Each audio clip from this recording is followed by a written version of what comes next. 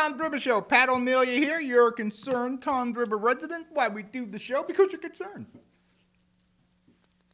Winter, hate winter, especially February. Tough month, so much snow, it's so cold. But actually, we're going to talk about snow in the show and how we react to snowstorms now. It's completely different than what we're all used to. We're going to talk about an Amazon deal that fell apart in New York. Does Jersey still have a shot at that? I don't know. And a parking tax. If you're a commuter, the large cities with populations of 100,000 plus are going to get the right to charge an extra 3.5% parking fee. Another tax. They call it a fee. It's a tax. Seaside Heights. Wasn't a lot in Tom's River this week. We'll talk about some polls, but most of it is national and state. Seaside Heights is moving to revoke the mercantile license for 3 rental properties here in Seaside Heights under their third strike, and you're out. These are people that continue to rent to riffraff, underage, over the amount of the CO in their room, and they've been warned time and time again. And once the town takes their license, they're out of the rental business. So one of them is a fairly big motel here in Seaside Heights. Mayor Bars is going for the city to change how this city, town, borough, whatever you want to call it, it's going to family. It's going to strollers. That's what he wants. We need to kind of curtail the bar scene, but I'll give him time on that. Tom's River, we got an election coming up in November. Sometime next month, Mayor Kelleher is going to announce if he's going to seek re-election. Right now, with the Ocean County Politics, has a poll up, Gavin's website. Right now, it is Daniel Roderick. He's got 53% of the vote. Mo Hill, who I think would be a very good candidate, at 43%. And the incumbent, Mayor Kelleher, has 4% of the vote. He's got 97 votes on his poll. Mo Hill, 1188. And Roderick, 1,470. I think a lot of what Mayor Kelleher's concerns are the taxes, the development, and sometimes you're just there too long. But I think he's done, as best he could, coming up with a lot of problems with this town. And he may even get blamed for the referendum for the $147 million school budget, even though it's out of his hands. Parkway. I'm down here Mondays and Fridays in the Seaside studio, and I've been spending the weekend. The kids got a house here. We're working on the house, get a summer rental going. So I'm up and down the Parkway more. So much more that Easy Pass up my replenishment. There is an unusual amount of accidents on the Parkway, as in my opinion, as compared to the New Jersey Turnpike. There has to be some reason for that. And it's predominantly a pretty straight road. But one of the problems I do see at night, there's no lights. And it's dark, and it could be hypnotic. But every day. You listen to 101.5, every day, accidents, multiple accidents on the Parkway. It'll be interesting. Payless Shoes and New England Motor Freight are closing their doors. Payless Shoes, been around forever. New England Motor Freight, they've had problems in the past. They were going strong. Now they're out of business. One of the people they're blaming is Amazon, and we're going to talk about Amazon. You're going to lose probably about 5,000 jobs between the two entities here in New Jersey, plus indirect jobs. When I was younger, I used to shape at Park Motors, and their main customer was Payless Shoes. I used to load a lot of boxes of shoes. All right, we're going to break for commercial. You're watching the Tom's River Show. I'll be right back. Burns Brothers Memorials, Monuments, and Markers, 787 Tunley Avenue, Jersey City. Hudson County's only monument maker, serving all faiths and cemeteries. Design studio and large inventory on site. Cemetery inscriptions and custom orders welcome. Burns Brothers Memorials, Monuments, and Markers, 787 Tunley Avenue, just south of Secaucus Road. Craftsmanship that will last for all eternity. Burns Brothers, Jersey City, Albert H. Hopper, North Arlington. Visit us on the net. It takes more than a state-of-the-art medical facility to make a great hospital. It takes a team of dedicated medical professionals. That's the Jersey City Medical Center, Hudson County's #1 hospital. Medical teams consisting of New Jersey's top doctors, Magnet Award-winning nurses, and accomplished hospital associates, all committed to your good health. That's what you have at the Jersey City Medical Center. Make Hudson County's #1 hospital your first choice. Visit us on the web at barnabashealth.org. We're back. Tom's River Show. Pat O'Meara here. You're a concerned resident. That's, you see all that stuff on the bottom of the screen, how you can get in touch with me. I usually say that in the opening. You got the Twitter, you got the website, you got the live stream. Download the live stream app. We archive all our shows there. You got a Ray of Hope with Senator Lesniak's got some new shows there. Hollywood on the Hudson has new shows there. Stick at Night. And we're getting to the motion where we got to figure out what we're going to do to promote Seaside this year. We got some ideas, a spokesperson. We got some shows. We did some modifications to the studio. See if we can get more people to come to Seaside Heights. The more people come to Seaside Heights, the better it is for Tom's River. Those people coming down Route 37. The closer you get to Seaside Heights, you see a lot of vacancies. We need to get Seaside Heights back to the 4 or 5 million people a year. Is that possible? I'm not sure. Amazon. See, we were just talking about New England Motor Freight and Payless. There's about 5,000, probably all total, with like Park Motors and people who do the shipping for Payless. Probably 6,000 jobs in New Jersey that's affected here. I am very pro-business. I will help any business I can, whether you got 2, 4, 5 employees, 100 employees. It is so difficult, especially in the state of New Jersey. And we keep, on a weekly basis, making it a little more difficult here in the state of New Jersey to get jobs, to create jobs. You want to control crime and property values, it's jobs. And now we have a huge shortage up here in New Jersey, and we're not attracting companies. We lost the Amazon deal. Amazon chose to go to Queens, New York. And there was some criteria. They wanted a heliport. They wanted to be close to an airport. They wanted to be, transportation. They wanted. And they're the largest corporation in the world, them and Apple. And they're going to be catered to. They went to New York. They agreed on New York. Virginia's getting one headquarters. New York's getting New York City. Queens is getting the other headquarters. And then it fell apart. Now, I'm sure you know all the stories. What really happened is New Jersey got a chance at getting back in the game. Well, right now, it's at a pause. And Amazon's not moving on a second. Billions of dollars for New York City, Queens was lost. And I don't care what they talk about doing. They're never going to recover those billions. And what happened here, and I want to emphasize this, there was a possibility of 25,000 to 50,000 jobs directly created by Amazon. And who knows the indirect, from the pizza parlor to the cell phone store to whatever type of businesses would have sprouted up around the Amazon headquarters. 25 to 50,000 jobs, that's a lot of people in an area. The economy is going to change. The more money, they're going to spend money in that area. They're going to rent in that area. They're going to go to the movies in that area. They're going to that pizza parlor in that area. You talk about the tide lifting all boats. Now, there were questions from the uninformed, and there were concerns, again, from the uninformed, about the tax breaks that were given to Amazon. There were $3 billion in tax breaks given to Amazon. But it wasn't that they took the money and gave it to Amazon. Here's $3 billion, the line in their pocket. The $3 billion would have came out of revenues that was generated by Amazon, taxes Amazon would have paid. They would have got a return, a refund on what they paid.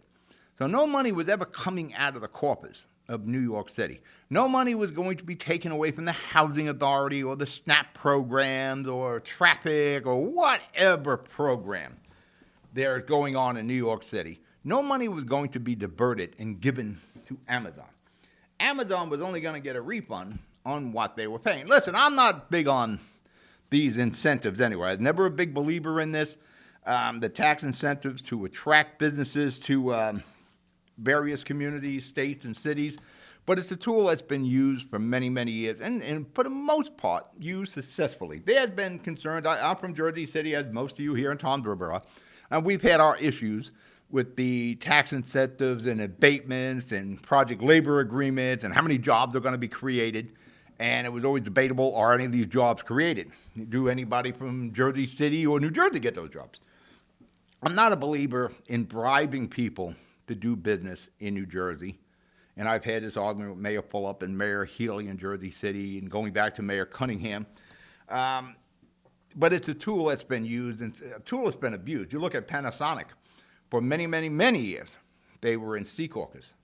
Well, the state of New Jersey and Newark gave them, I think it was $90 million in tax breaks and a 30-year abatement to move to Newark. The state of New Jersey actually bribed Panasonic to move from Secaucus to Newark. What was going on there? We gave up $90 million for them to move a few miles.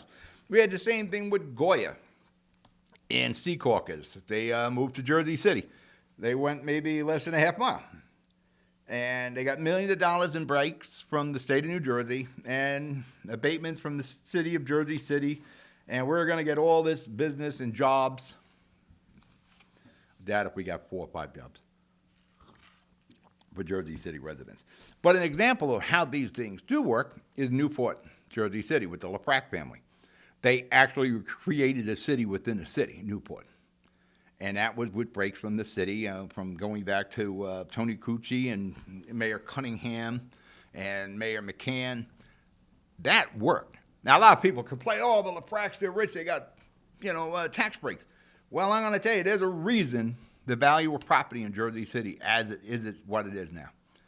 And that's Samuel LaFrac, Harrison LaFrac, Jamie LaFrac, my buddy.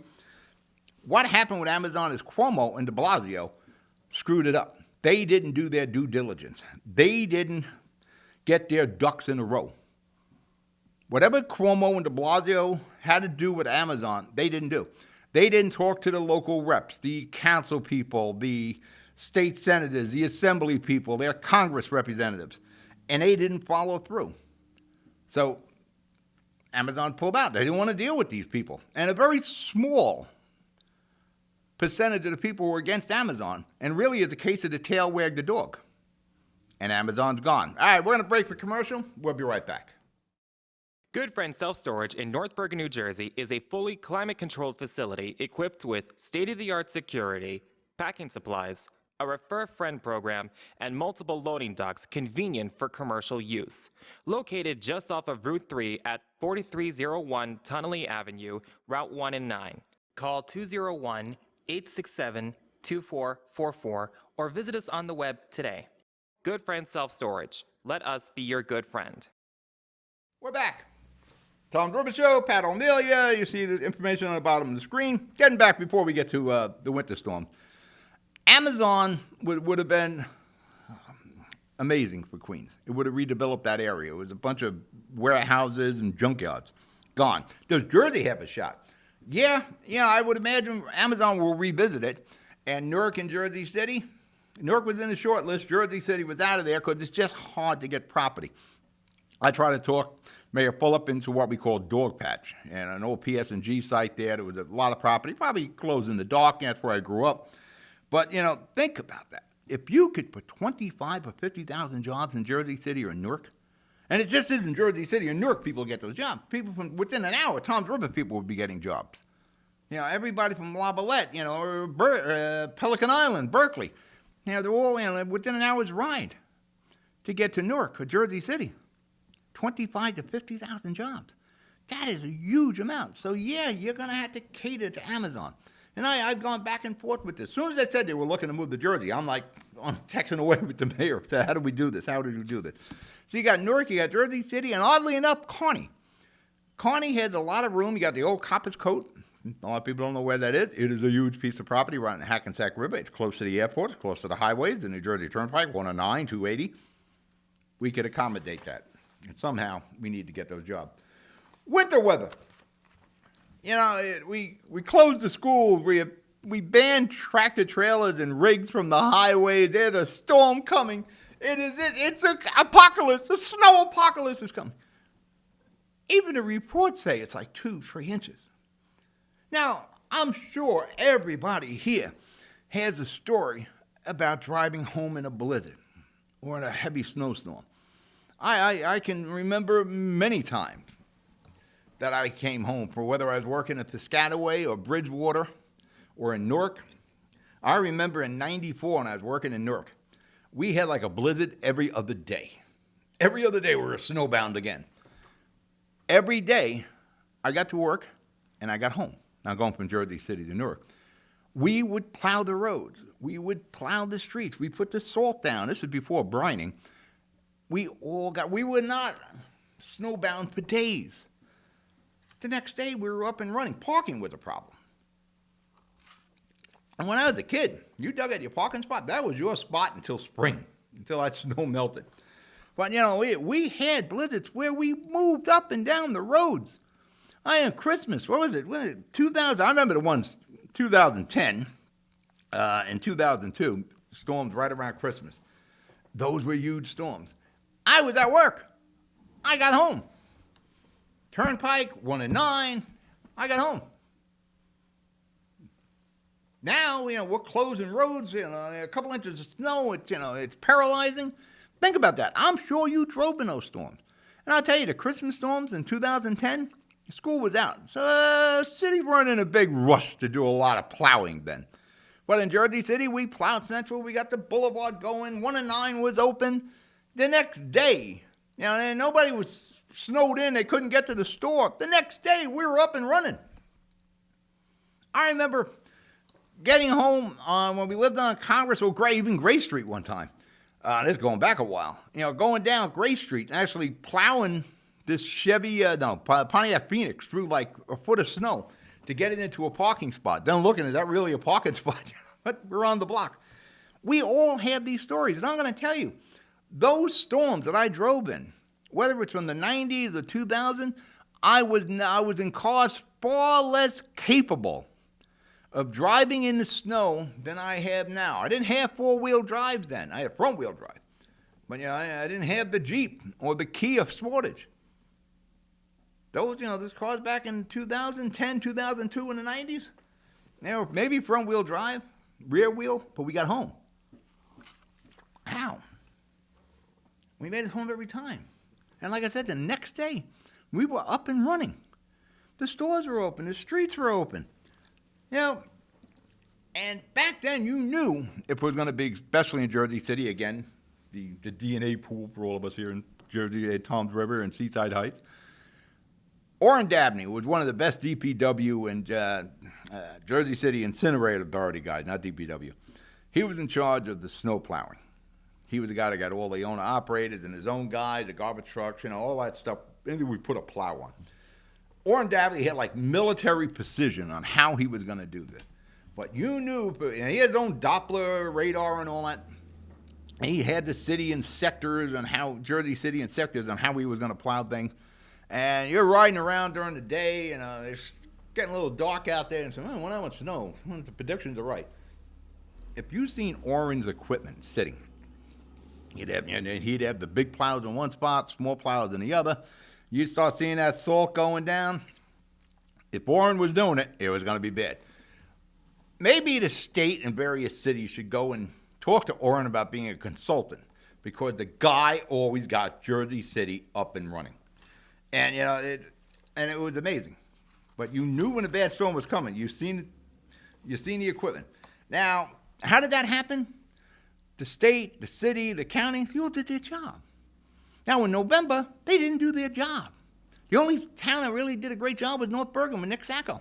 That's how I got home. It took me 3 hours to go like 2 or 3 miles. I was leaving the North Bergen studio at like 4 o'clock. I got home till like 7, 8 o'clock. And I had a four-wheel drive. The problem was a lot of people couldn't deal with the roads. At one point, the little Kia, I'm riding up sidewalks with the four-wheel drive. I Secaucus Road, it looked like a Godzilla movie, all equipment, all cars and buses sideways. But we got home. I remember 2013 was a storm when Mayor Fulop was first elected. And I text Mayor Fulop after a couple of days, say, you got to pick up the snow. We can't park any cars. You can't really do any business on Central. He says, we're on Central. Do you need me to pick it up? I said, all is Central. It's snow. It's not incoming meteors. We just need to do our job. And don't overreact and scare the hell out of everybody. The last storm, I'm worried about going home. And I'm in a Jeep. I said, let me get out of here because I know the other people are going to get all upset. And sure enough, there was all sorts of accidents. The other thing with SUV drivers and Jeeps, yes, these Jeeps are very good in the snow. But when you're on the turnpike at a parkway, you got to drive smart. It's not a tank you're in. It's just an SUV or a Jeep. Like Bill Belichick said, this hurts for a Giant fan to say this, even though we whipped them twice in the Super Bowl. Just do your job, state, county, and city. That's it. Do it. Just get out and do it. We don't need press conferences. Just do the job. We're going to break for commercial. You're watching the Tom's River Show. I'll be right back. Rama Jewelers, located in the Lyndhurst Shopping Center at 413 Valley Brook Avenue, Lyndhurst. Come for all your jeweler needs at Rama Jewelers, where you will find a fine selection of necklaces, earrings, rings, and bracelets. Choose from one of our complete sets, our many signature items, or find the perfect engagement ring. Come on down. That's Rama Jewelers at 413 Valley Brook Ave, Lyndhurst. Call 201-939-5784 or visit us online today. Newport, the luxury waterfront community on the Hudson River, offers the quality of life you deserve in 10 high-rise rental towers with amenities such as the on-site Newport Path subway, light rail and ferry service, Newport Town Square, 3 playgrounds, dog run, upscale restaurants, retail giants like Sears, JCPenney, Macy's, and Target. Morton Williams Supermarket is just outside your front door. A health and fitness club, spa, skating rink, and medical facilities are also on site. NewportNJ.com. Enjoy the New York skyline from Newport Town Square. Manhattan is just one path stop away or quick ride through the Holland Tunnel. Nursery and private elementary schools all on site. 12-screen movie theater at the Newport Center Mall. Want to visit Newport? Stay at the Westin or Marriott Hotel. Go to NewportNJ.com for details. Newport has luxurious towers, great restaurants, shopping, New York skyline views, schools, playgrounds, a marina and yacht club, gym, spa, fine wine, fine living.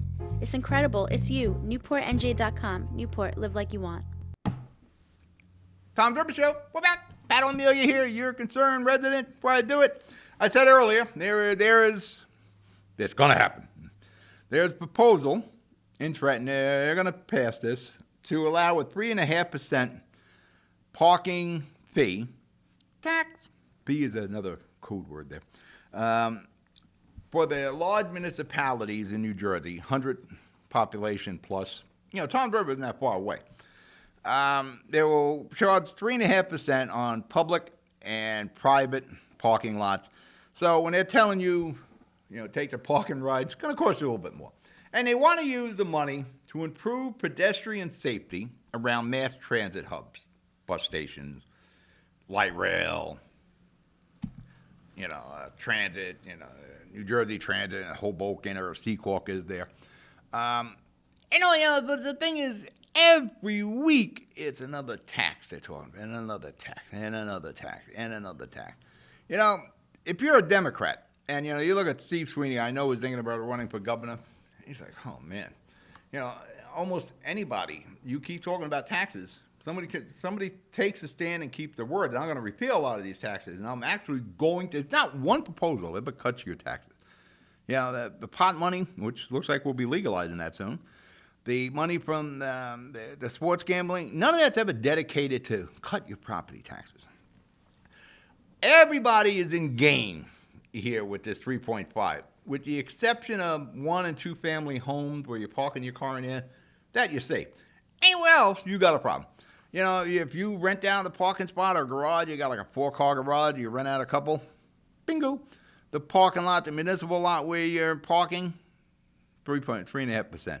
The big parking rides, wherever it is, 3.5%. So we can improve pedestrian safety. Again, this is another, what is that, death by 1,000 cuts? That's what we have here. My main problem with pedestrian safety is the pedestrian himself. I don't know how I made it this far in life, and I'm 61 now, without pedestrian safety. How did I do it? I crossed the streets. I walked on sidewalks. I crossed streets without lines, and there wasn't a flashing countdown thing. I crossed them, and I still do it today. But I must be special. Because somehow, from my childhood to today, I still managed to cross the street without getting hit by anything. And keep in mind, in my younger days, we didn't have ABS, we didn't have these sensors. Cars were far different, drum brakes and all. But I made it. And again, I'm a Jersey City guy, and we had this problem in Jersey City. We got to protect the pedestrians, they can't cross Grove Street, they can't cross Grand Avenue. I used to cross them streets all the time. You know what? my mother crossed those same streets when there would be like 1937 Plymouths coming down. Not, today's cars with all this safety that had. I must be special. That must be what it is. Because I would cross at the green, not in between. I'd look both ways. I know we all jaywalked. But, we didn't just step into the street. We jaywalk, we look, there's no car coming, no car coming that way. And we would walk. We were all like rolling the friggin' dice. Well, the car's 10 feet away. Maybe you'll stop. No, we didn't. Nobody was that effing stupid. We walked on the sidewalk. We crossed the street. Every guy I grew up with, every kid I grew up with, that we biked around. The other thing was bike safety. Oh, let's get through something. We got to have some bike safety. It's not safe to ride a bike. I rode a bike from when I was, I guess, 6 till I was 12 or 13. I got a car when I was 12 or 13. But all in between. Yes, I had a car when I was 13. Jersey City kid. In between, I had a bike. And you know what? Every day we rode our bikes. After school, me and the guys, we were all over the place. We would Snake Hill, Bergen, Journal Square, wherever the hell we were going. And we made it every day. We made it home from school. I tell you how special I am. I used to cross school children at school. At lunchtime and the end of the day and in the morning. I forget the morning, I'd cross them. And it was so special because I was also a child. I was like 6th, 7th grade. I was a patrol boy. And I would cross these kids. And I never lost a kid. They all made it across the street safely because I would look at things. No car's coming, or I'd tell the car to stop. I've been replaced by $15 an hour crossing guards and or police. 6th, 7th grade kid, 8th grade kid, crossing the kids. That was my job. I was a patrol boy. But I was special, I guess. And me and my friends, we all walked home from school. I don't know how we made it home. I'm surprised when I got home, like Mom wouldn't be like, hey, you made it. Thank God you made it again. Here's some Bosco. Thank God. We just used the effing common sense. I don't know what we need to build. How do we improve this? Now, the problem is, I guess we can improve it if we could block Wi-Fi and cell service so most of the morons who just walk out in the street and you see it all the time with their smartphones, maybe that's the problem now. That wasn't a problem when we were kids. And like I said, we were smart enough to cross the street. I'm proof of it. I made it home alive. In the 60s, in the 70s. The crazy 60s and 70s. There was no safety. There was stoplights. You crossed at the green. You were smart enough. At a young age, you were smart enough to cross the street or ride your bike without getting hit by an effing car. And like I said, those cars didn't have ABS and disc brakes. They had drum brakes. It was a different world. I just don't know. I don't know, how do we protect? We need to protect pedestrians from themselves. I guess we get like those hamster tubes. And people can bike in there and they can walk in there and build bridges. We can't cross the street. I don't know how to cross the street. Maybe it's because nowadays it's crossing guard with the sign. 8 blocks away from school, there's cops still crossing people. Maybe we didn't teach these people how to cross the street at a young age or how to ride a bike safely. And now, here's the problem. Well, bike safety, pedestrian safety, oh my God, people, it's not like there's, piles of bodies out there. Just use some common sense. We all made it. Like I said, when I was a kid, we didn't have flashing lights. We didn't even cross. It was a tough time. But we made it. All right, that's it. We're at a show. You be good. You be safe. I'll talk to you during the week. Good night.